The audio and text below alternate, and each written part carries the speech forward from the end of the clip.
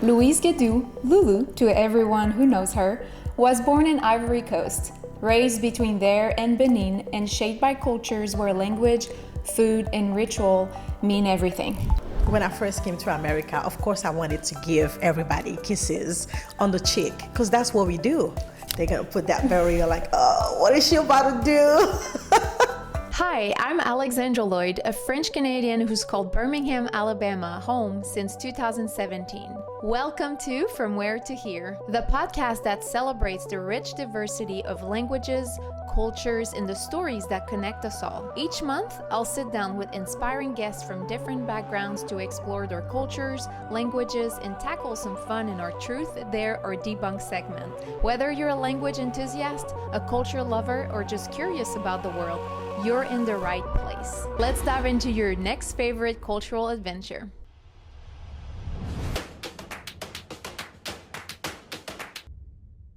Today on From Where to Here, we're talking about what happens when your heart speaks French, your children speak Franglish, and your life is built between continents. Why don't you tell us another truth about Ivorian culture? Hospitality is a huge deal in Ivory Coast. Whenever you go to Ivory Coast, you always feel welcomed. Like people would treat you like a king or a queen. Hospitality is a huge deal over there.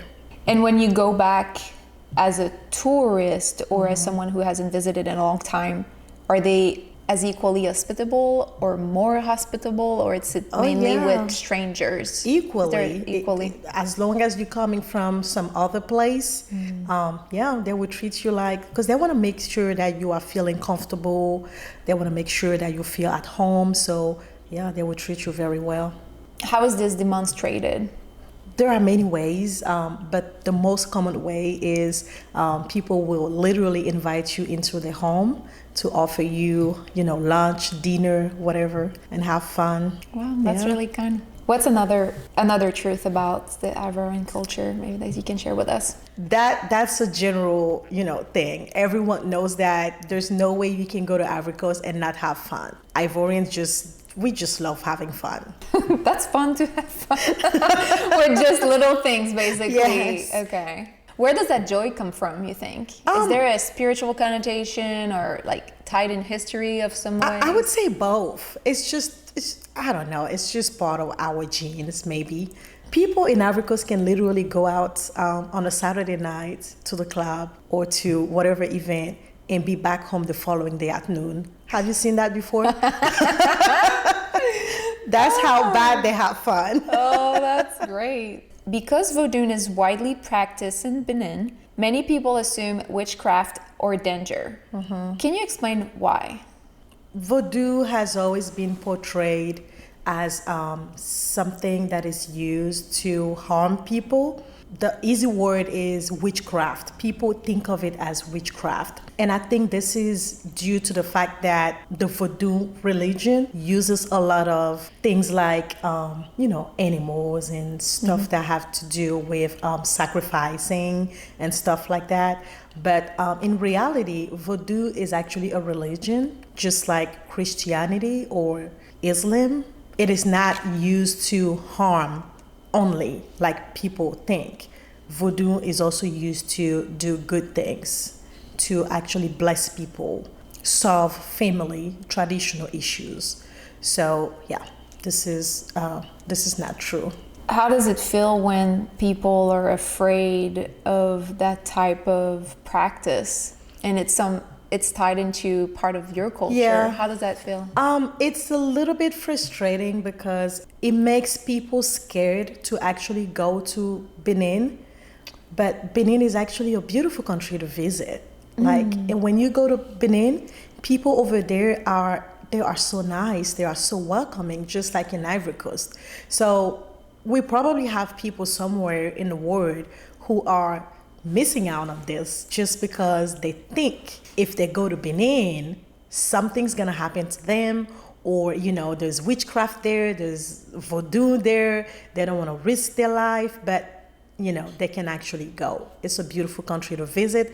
It has a lot of history there, especially if you go to, there's a city there called Ouida. These people literally kept a lot of historical things related to the slavery era, you can actually see those sites even today and learn a lot about the history there. So go to Benin if you have a chance. There's no witchcraft. Nobody's gonna kill you. Yeah, do they teach that history in school in Benin? Yeah. Do you know? Absolutely. I went to school there. I did my high school in Benin, and they actually taught us. That's where I learned about Voodoo. That's where I learned that Voodoo was actually a religion in Benin. So yeah, they will teach you everything about what happened in the past, how we got to nowadays, whatever we're doing today, how we got to that point. They will teach you everything about it. A second stereotype for you. Africa is not a country. Oh my God. Hey, let's address it now. Yes. Every time someone asks me, oh, you have an accent, where are you from? And I say, I'm from Ivory Coast. I'm really not sure if they hear Africa or if they actually hear Ivory Coast, but they will always be like, oh, you from Africa. I know somebody from Kenya. And I'm like, yeah, okay. But Kenya is a whole different country. Ivory Coast is a whole different country in West Africa. So these are two different countries in the continent called Africa. So Africa is not a country. It's a continent. Do you have maybe one more stereotype you'd like to debunk about your culture? It's not just a stereotype, it's the truth. Baoulé women love dating people from other cultures. I don't think it's a choice, but that's how we are, I guess.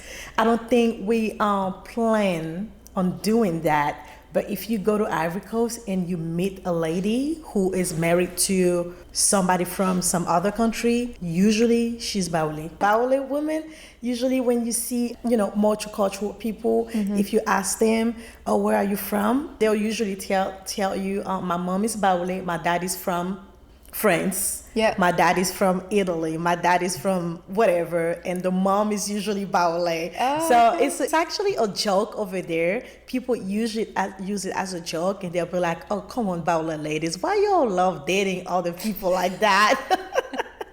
But yeah, it's a thing. I don't know where this comes from. Okay. Well, in your case, you got engaged I'm also to dating a man from somebody who's Burkina not from Faso. Ivory Coast, right? Yes. Yeah. Let's talk about cultural rituals. I really am interested personally to hear about this one. So in West Africa, Ivory Coast, 3 kisses. Benin, 4 kisses. Yes. In France and in Quebec, 2 kisses. 2 kisses, okay. So what was it like adjusting to American greetings? Yeah, that was hard too. Because when I first came to America, of course I wanted to give everybody kisses on the cheek, because that's what we do in Ivory Coast. And then you will notice how the person is like, they're gonna put that barrier like, oh, what is she about to do? But it didn't take me long to understand that, after the first 2 people, that you can't kiss people anymore. So that was not a huge adjustment. It was just like, I want to kiss y'all. Why y'all don't want me to kiss you? But it's okay. I guess I have to adapt to the hugs. But yeah. And also another thing is the smile. Americans have that thing where they will smile at you if you walk past somebody, or if you happen to have eye contact with them, they'll be like, they'll give you that smile. That was a little weird to me, because I was like, we don't know each other. Why would you not let me kiss your cheek and you will randomly smile at me? They don't go together in my mind. Yeah, I was like, why are you even smiling at me? But, now I also do that. I do that too. I guess I'm used to it now. So were you more used to having a poker face and not Nothing. necessarily acknowledging people if you don't know them, basically? Exactly. Or if we happen to have eye contact for a little longer than usual, then I would just immediately greet you like, hey. Oh, okay. You go directly in greetings. Directly the kisses? Or kiss you. So, okay, something that I'm sure many wonder is, how do you determine who to kiss, who to not kiss? do you do, and when I say kiss, I'm meaning the cheek kisses as a greeting. Do you greet stranger the same way you greet your friends, your family? If it's a friend of a friend, let's say a situation where you're meeting them for the first time, you don't know them, but they're friends of your friends. How do you navigate that? Tell us more about it. Usually, if you go out there, maybe you're at the store or whatever, and you just see somebody randomly, and whatever situation leads both of you to greet each other, it's probably gonna be a handshake, not kisses, because you've never seen the person before. You just met at the store, so no kissing. However, a friend, family members, even friends of friends, they will get that kiss, because even when you're introducing me to somebody for the first time, hey, this is my brother, this is my sister, we'll be like, oh, nice to meet you. I love it. It's pretty much the same for us. And then and when I say for us, I mean in Quebec, that's kind of how I guess it's the unwritten rule. What about the type of kisses? Oftentimes Americans are like, oh, like how do the kissing works? Like, do you actually give a real kiss? And I'm like, well, no, not really, but what is it in your culture? So it's just this, on the cheek. Sometimes you don't even have to use your lips, especially when it's not family members or close friends. It's just cheeks against cheeks. Yes. So like, but the mouth is not actually on the person's cheek. It's like both cheeks touching, and you're like, and that's it. Okay, one more question about the kissing. Do you start with left or right cheek? Oh, it doesn't matter. I don't think it matters. I don't think so. Do you present the cheek when you do it? Yeah. Well, it's usually so spontaneous. Both people know that it's gonna happen, so they're ready. They're like. That's how I feel about it too. But then when I get asked a question, I'm like, well, let me think for a second. I don't know. No, it's just, I don't know. It's natural. It's genuine. It just happens. I think I lean on the left to present my right cheek. Yeah. But yeah. Okay. Love it. Well, as long as you don't make a mistake and kiss each other on the lips. Then you're... One other thing that's very interesting about the culture that you're from, it's around the weddings. Yes. Because in your culture, marriage is not just about two people. Yes. Both families have to be present. The groom formally asks for the bride's hand.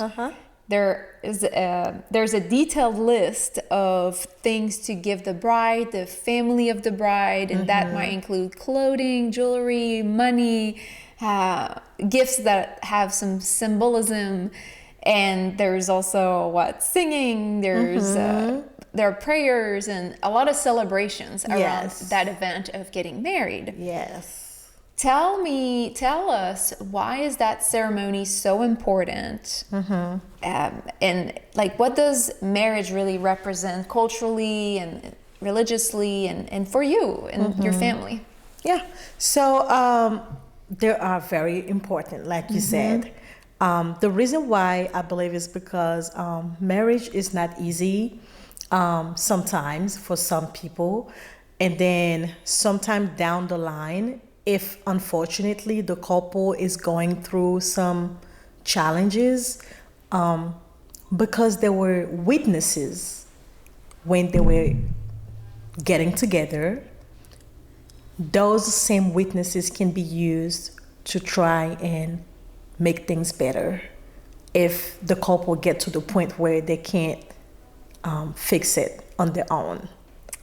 Wow. Does it make sense? Yeah, it does. You can literally go back to these people. And when I say these people, I'm talking parents, uncles, aunties, explain the situation, and they can literally help you go to the other partner and be like, you're part of the family. We love you.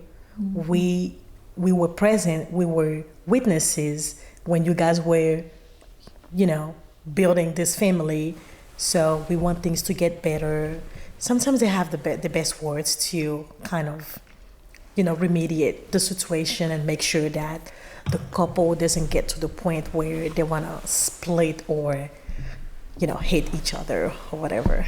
Yeah, so it's more than just the romance part. Yes. It's really like, hey, you have my whole family backing you up in the same way goes the other way. Exactly. Do they have to be married or doesn't it matter? Uncles and parents? It doesn't matter. Okay. As typically long as they probably are.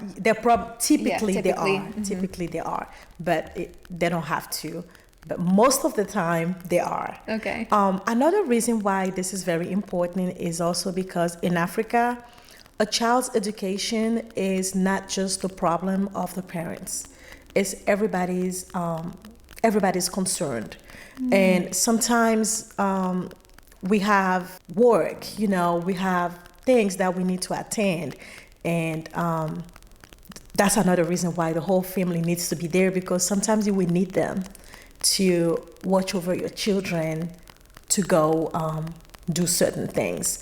And because they were involved in the union, they'll be more than happy to, treat your children like they were their own and keep them whenever you can. And things happen in life. You can pass away. Something can happen to you. But because, again, the family was involved, it will be quick for, somebody to claim the child and be like, I watched her grow up. I saw the parents getting together. I'm gonna, raise that child instead of them going to a facility or something. Yeah. That's beautiful. Yeah. So really marriage is a family thing. Yeah, it really is. Yeah. It makes me think of the expression, like it takes a village to raise a kid, in the way that everyone brings, and it's an addition to what the parents are able to offer. Yes. Yes. It seems like your family and his family really need to be united, despite the culture differences, maybe, and despite, I don't know, any other things that would prevent that unity. Exactly. Like, what are your thoughts, or have you seen always the families blending very well in your experience? Like, was it easy for you and your...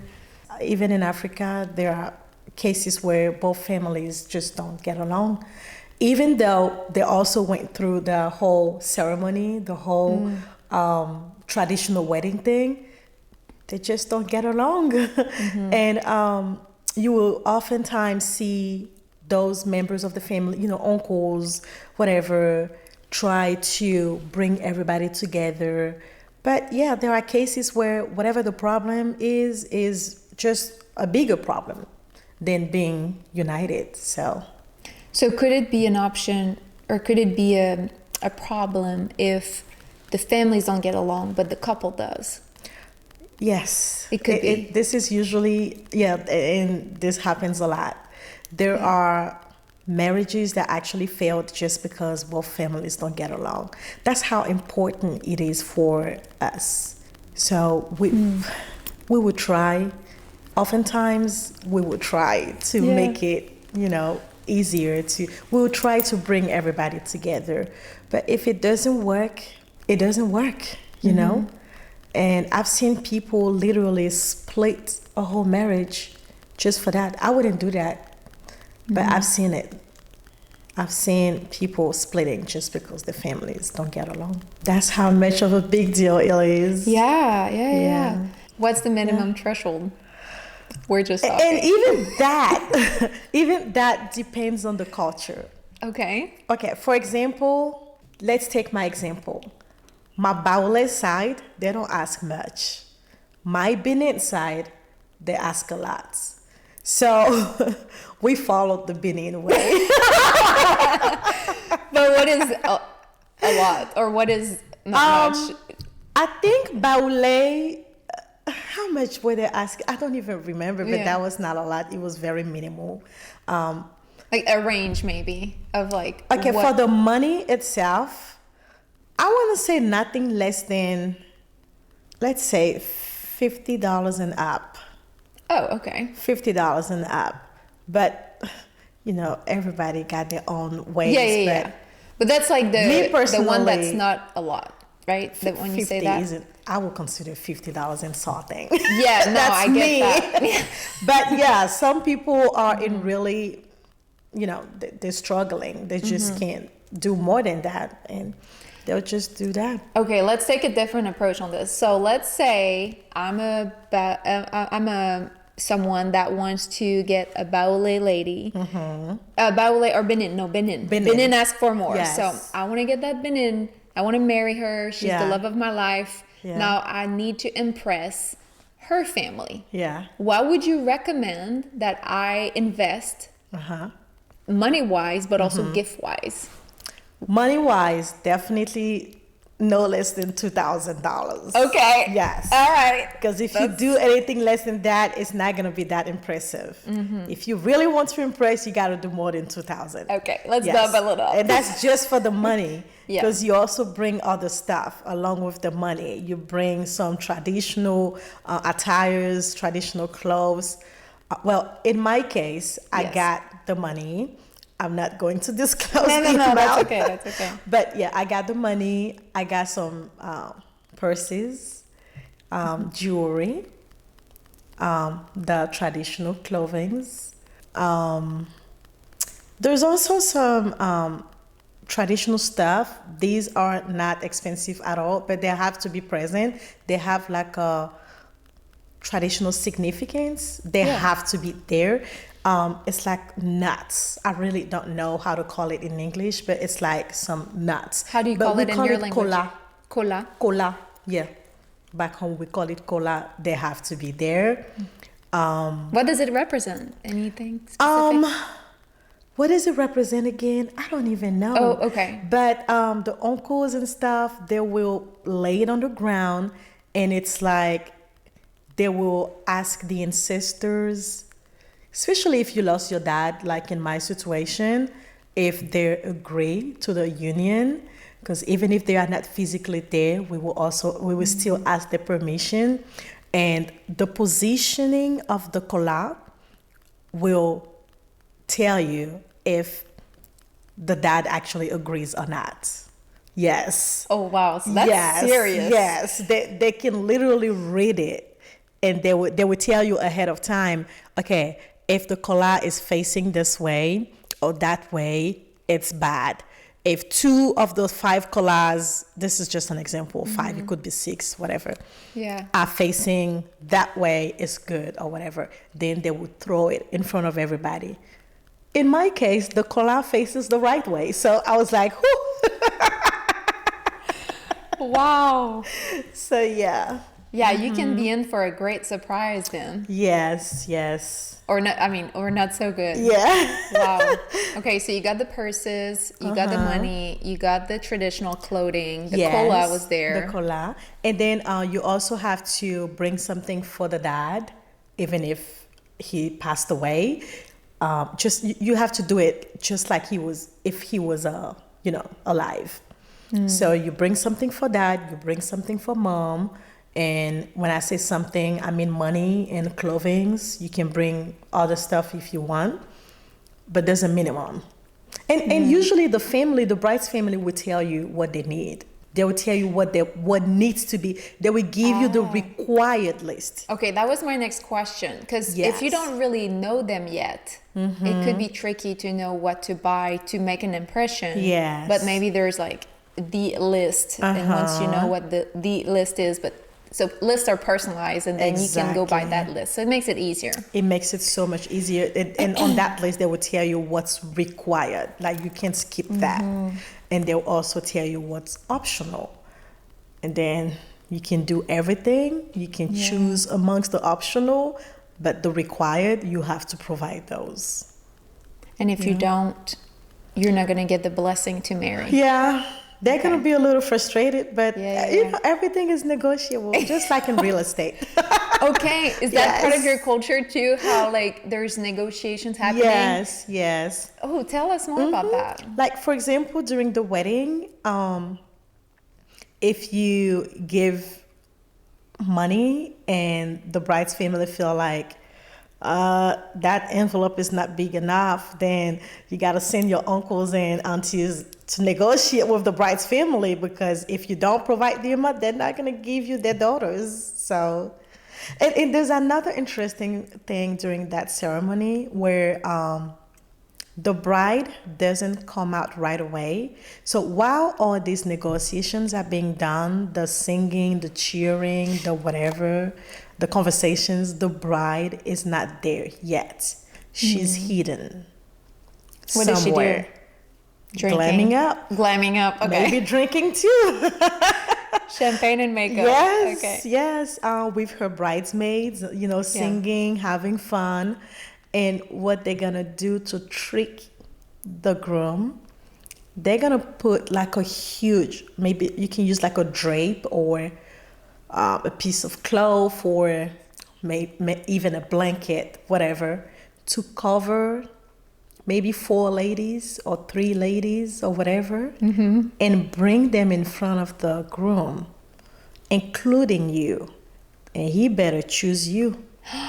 They're gonna ask him, which one is your bride, and he better choose the right one. Okay, so wait, is it just the face that's covered? Like, can you see the body a little bit? The whole body. The whole body is covered. And to trick you even more, they would choose ladies who have the same body type. Yeah. Oh no! Isn't that crazy? Yeah. Did that happen? That's what they do. They did it for me. They did it for you? Yeah. No way. In my case, he was confused, so he asked the advice of his big sister, and the sister led him wrong. She chose the wrong person. If you do, they're gonna ask for more money. Okay. They're gonna be like, oh, so you don't even know your wife? Well, you need to put another 10,000 on the money. They can just throw an amount just because you made the wrong choice. Oh. But fortunately for him, the second time he chose right. But the first time he made the wrong choice because he didn't know who to choose, and he asked his big sister to choose for him, and she chose somebody else. Did she know? She didn't know. She didn't know. She didn't know. Okay. She thought it was me. She got tricked too. She got tricked, and he had to pay more money for that. Wow, I love it. Yes. And the type of wedding, is it like Baoulé, Benin, or what's the name of the wedding? Well, it's just called like the culture. The Dots. Dots? It's called the same thing in both cultures. Mine was, we had to represent both cultures, and they have different attires, different food. So we tried to, it was very well mixed. I had to go change, remove the Baoulé attire and then put on the Benin attire. And guess what? His family also wanted me to wear the Burkina Faso attire. So I had to change. I changed myself maybe 3 or 4 times. Yeah. Was it just the one thing? That was not even the civil wedding yet. Yeah, that was not even the, you got a civil. We haven't done that yet. Coming up. Coming up. And then you're going to have what kind of wedding in the future? Yeah, the civil one, the legal one. But the main reason why we haven't done that yet is because we want to do it back home. Because we feel like if we do it in America, there will be more people to bring over here. And with the visa, it's sometimes difficult. So it's going to be easier to bring the people from here to Africa because they won't have much visa issues, Yeah. So you need a visa, or they need a visa to come to America. Oh, yeah, absolutely. Okay. Yeah. And sometimes they don't get it. And would it be a Baoulé, Benin wedding? It will be type? Both. It will be both. Burkina We have to Faso. represent all of it. All 3 of it. Oh, that's beautiful, though. Yeah. It's going to be an amazing wedding, I'm sure. Yeah. Wow, I love it. Okay, well, before we're almost coming to an end, but I want to bring this back to our listeners. One of the questions we got is, how do you raise children to love their heritage in a country where they are surrounded by a different culture every day? Well, I wouldn't say it's easy, but I just try my best to represent all sides because I'm aware of the fact that one day they will become completely American, you know? So I definitely don't skip that education, that culture. I bring on the table, I bring food from, all three cultures. I make them explore everything so they can make better choices later. So we just keep it genuine, natural. We speak whatever language comes first, whether it's French, English, whatever, and we just let them grow up in that confusing yet beautiful environment. And then, they'll make their own choices later. Yeah, they will. Yeah. What are you most afraid of losing culturally? I guess the fact that back home we were usually doing things as a group. Like I mentioned earlier, I feel like in America people are very solo writing. People are very, by themselves until there's like a family reunion or whatever. And that's one thing that broke my heart when I first came to America, going to the grocery store and seeing somebody who is very, very, very old doing their own groceries by themselves. I didn't grow up like that back home. If you get to that age, you'll probably be at your children's place somewhere. You always have somebody in the family, taking care of you or whatever. And I definitely don't want to lose that community thing. Because me being in America, especially now I have a man, a whole family. I'm not by myself. Of course, I have my hands full. But before that, I was very much by myself, living by myself in my apartment.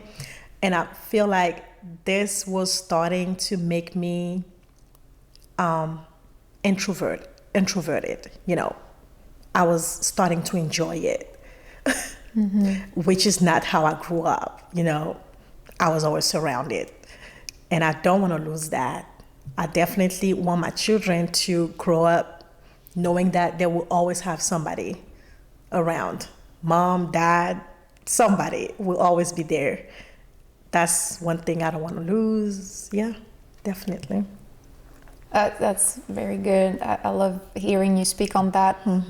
How do you think the fact that most of your family is in another continent, how does that affect this environment that you're trying not to lose? Yeah. So again, it was affecting me a lot when I was by myself, but now I don't really feel it because again, I have so many people in my house. So, but before, I was crying sometimes just because I'm not built to be by myself. It's just my personality. I'm a people person. I love being around people, always laughing and having fun and stuff like that. So me being by myself for years was very hard. And with the jet lag, it was sometimes difficult to have my mom or my sister on the phone because if I need them around 7 p.m., guess what? It's 5 hours later over there. So it was during the night. They were probably sleeping or something. And I would just serve me a glass of wine and cry just because I miss them. But it's great right now because, again, I have children now. I usually have my mom coming to America for a few months. Then she comes back. It's either my mom or my aunt. And my husband, he's amazing. We're besties. We do everything together. And plus I have friends too, so it's great right now. That's great. Yeah. And on the flip side, what are you most excited for your children to gain with the type of exposure you're giving them? I'm excited because I feel like they will be very, very open-minded because they have so many cultures to deal with, They know the African side. And we also have a goal where we want to take them back home every 2 years, maybe every year if possible. Because again, we don't want them to lose that aspect. We don't want them to lose that background. Plus, the other amazing part is the American culture, which is so different so different. So to me, if you somehow get used to both, I mean, what a great plus. I mean, Absolutely. I'm excited about who they're gonna be with all this cultural aspect. I can't wait to see who they're gonna be, what they're gonna be in the future. To witness their growth. Exactly. Through, I mean, all with that mix. Yeah, the mix that you were able to give them. That's beautiful.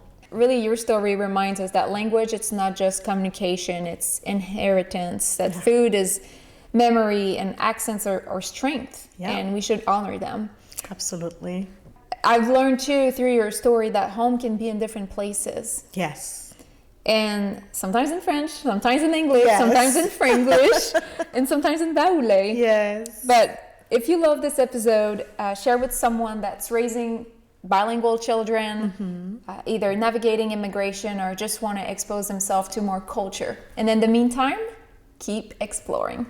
Thank you for tuning in to From Where to Here. If you enjoyed this episode, be sure to hit subscribe, leave a review, and share it with someone who loves discovering new cultures. Follow us on Instagram at From Where to Here Pod for exclusive updates, behind the scenes moments, and a peek at upcoming guests. Until next time, keep learning, keep connecting, and keep celebrating the beauty of languages and cultures.